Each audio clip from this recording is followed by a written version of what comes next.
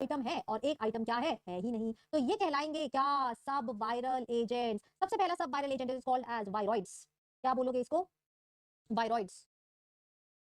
ठीक है, ये जो वायरॉइड्स है इसके पास सिर्फ जेनेटिक मटेरियल है, प्रोटीन कोड नहीं है, इसके पास सिर्फ क्या है, genetic material. It is just free RNA particle, just free RNA particle. किसने डिस्कवर किया, 1971 की बात है बेटा। कौन हुए, टी.ओ. डाइनर। मैंने बोला था ना 4 टोटल साइंटिस्ट है इस पेज पे, टी.ओ.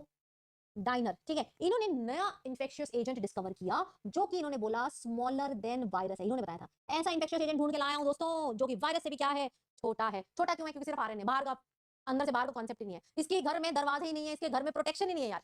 ऐसा कैसा घर बना दिया बेचारे का, बस अंदर अंदर का माल है, बाहर की दीवारें नहीं है। अंबुजा सीमेंट नहीं था बेटा इसके पास। ठीक है, स्मॉलर देन वायरस, यानी कि इसका लो मॉलिक्यूलर वेट होगा, लो मॉलिक्यूलर वेट होगा। और ये बीमारी सिर्फ और सिर्फ प्लांट्स में कॉज कर सकता है, only cause disease in plants. बहुत बहुत बहुत इंपॉर्टेंट है मेरे बच्चों, दैट जैसे कि PSTD, potato spindle tuber disease, potato आलू स्पिंडल ट्यूबर बीमारी डिजीज। ओके चलिए नेक्स्ट सब वायरल एजेंट। इसके पास तो क्या है, सिर्फ आरएनए पार्टिकल्स था, क्या नहीं था, प्रोटीन कोड नहीं था, नो प्रोटीन कोड।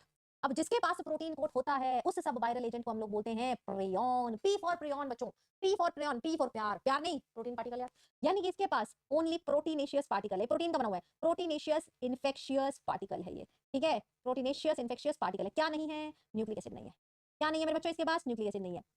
यस ये क्लियर हो गया। ये बीमारी किसमें कॉज करेगा, अच्छा एक बात बताओ, इसका अगर लो मॉलिक्यूलर वेट है, क्योंकि इसके पास तो प्रोटीन था ही नहीं, इसके पास प्रोटीन है, बीच का डीएनए नहीं है, इसका मॉलिक्यूलर वेट ऑलमोस्ट बराबर होगा। क्या होगा, बराबर होगा, क्योंकि मेजर तो हिस्सा प्रोटीन ही कवर करना ना, बीच में थोड़ा सा छोटा सा डीएनए आरएनए है, यानी कि इसका molecular weight almost similar, molecular weight similar to normal virus, similar to normal virus, क्योंकि इसके पास 95% पोर्शन तो है, 95% पोर्शन तो है। ये बीमारी किसमें कॉज करता है, it cause disease in just animal. Example दे दो, हाँ भाई एनिमल्स में बीमारी कॉज करते हैं, एक हमें याद करना है कैटल में और एक हमें बीमारी याद करनी है ह्यूमन में। कैटल में कॉज करते हैं बीएसई, बोवाइन स्पॉन्जियोफॉर्म एनसेफेलोपैथी। बहुत सारी चीजें मेरे बच्चों इस चैप्टर में याद रखने की, bovine spongiform encephalopathy, encephalopathy that is mad cow disease.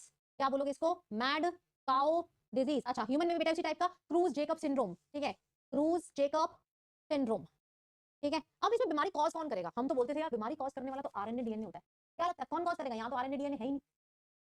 बीमारी कॉज कर रहा कौन कॉज करेगा, प्रोटीन, प्रोटीन की जो इनफोल्डिंग्स हैं, प्रोटीन की जो इनफोल्डिंग्स हैं। सो मैंने यहाँ पर बात की कि यार बीमारी कॉज कर सकता है, लेकिन कौन कॉज करेगा, इनफोल्डिंग्स ऑफ प्रोटीन, इनफोल्डिंग